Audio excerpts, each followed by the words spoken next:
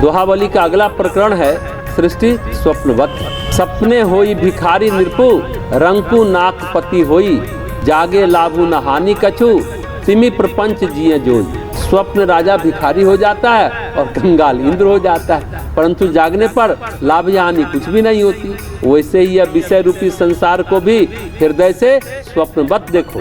बड़े गहरे दोहे हैं गोस्वामी जी के। ये सचमुच जगत स्वप्न की तरह है। सपना टूटा तुमा कहूँ मैं अनुभव अपना, सच हरि भजन जगत सब सपना।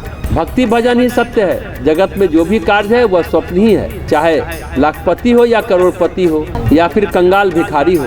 संसार छूटा तो मृत्यु के समय सब एक जैसा। नींद खुली तो लगता है माया ही थी, इधर उधर भटक रहे थे।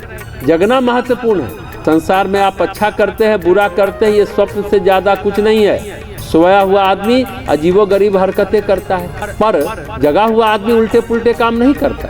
जो जग गया वो हरि को समझ गया। इसलिए तो योगी यति मुनि संसार के माया प्रपंच में फंसते नहीं हैं। वो लोक कल्याण और आत्म कल्याण के चक्कर में भी नहीं पड़ते, क्योंकि जगे हुए व्यक्ति को आत्म कल्याण की भी जरूरत नहीं है। वो तो पहले से ही जो स्वरूप में अवस्था प्राप्त कर ली, आत्मा में अवस्था प्राप्त कर ली, तो क्यों संसार में उल्टा पुल्टा काम करेगा। स्वप्न में कौन क्या बन गया क्या हो गया कोई फर्क नहीं पड़ता। संसार का कारोबार ऐसा ही है। यहाँ के हानि लाभ बहुत काम के नहीं हैं अगर ईश्वर स्मरण रहे तो। इसलिए जो संत है महात्मा है भिखारी होकर भी राजा है, क्योंकि वे जानते हैं ये राजा बन घूम रहा है, ये सपना देख रहा है कि राजा है। जैसे रावण राजा था, सोने की लंका का राजा था, पर था भिखारी कंगाल। क्यों कहा कंगाल? अगर जो सक्षम है धनवान है समृद्धिवान है वह किसी को लुटता फिरेगा क्या? नहीं ना। पर रावण ने क्या किया? कुबेर के यहाँ डाका डालकर पुष्पक विमान ले आया। रावण राजा नहीं, डाकू है, लुटेरा है, भिखारी है। अगस्त ऋषि लंका के बगल में बसते हैं, भिखारी लगते हैं पर है राजा। तो जीवन की ये विचित्र गति, भिखारी राजा होता है, राजा भिखारी होता है। ये सब स्वप्न है, कोई फर्क नहीं है। दोहावली का अगला प्रकरण है हमारी मृत्यु प्रतिक्षण हो रही। तुलसी देखत अनुभवत, सुनत न समुझत नीच, चपड़ी चपेटे देत नित, केस गहे कर्मी। तुलसीदास जी कहते हैं, रे नीच, हाथों से तेरी चोटी पकड़कर मृत्यु नित्य ही झपट कर तेरे चपत जमा रही है। यह दशा देखकर सुनकर और अनुभव करके भी तू नहीं समझता। प्रतिक्षण शरीर का क्षय हो रहा है। यह देखते सुनते हुए भी जीव अपनी मौत को भुलाकर विशेष सेवन में ही लगा रहता है। उसको उसी की चेतावनी देते हैं गोस्वामी। बड़े गंभीर दोहे की चर्चा चल रही है। पिछले दोहे में सृष्टि को स्वप्नवत कहा और उस अनुरूप आचरण करने की बात कही। विषय रूपी संसार को राजा जनक की तरह जियो, संसार में उलझो मत, विदेह बनकर जियो। इस दोहे में देह की नश्वरता को बता ही नहीं रहे, चेता रहे। रे नीच, मृत्यु तो रोज तुझे झपट्टा मार रही है, थप्पड़ लगा रही है। तेरा जीवन मौत के हाथ में है। प्रतिदिन तुम जीवन को खो रहे हो। थप्पड़ मारने का मतलब प्रतिक्षण शरीर का क्षय हो रहा है, फिर भी तुम्हें समझ नहीं आता। गोस्वामी जी यही कहना चाह रहे हैं, यह देखते सुनते भी जीव अपनी मौत को भुलाकर विषय सेवन में लगा रहता है। कुछ तो जीवन में कर ले, कुछ सार्थक कर ले।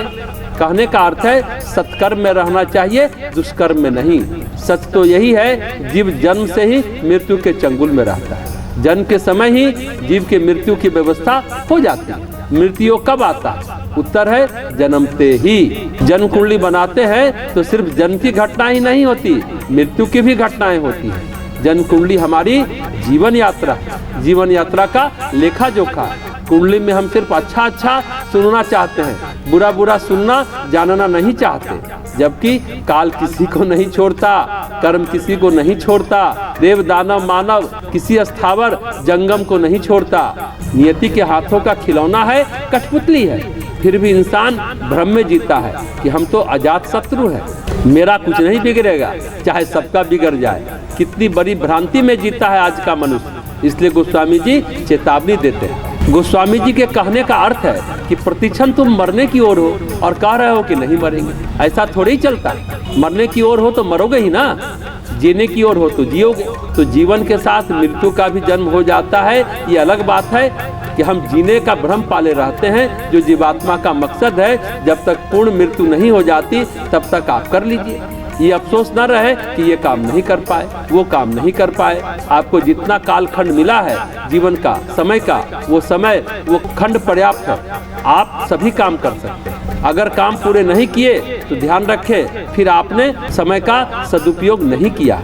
अगर जीवन का, समय का सदुपयोग करेंगे तो सब ठीक हो जाएगा।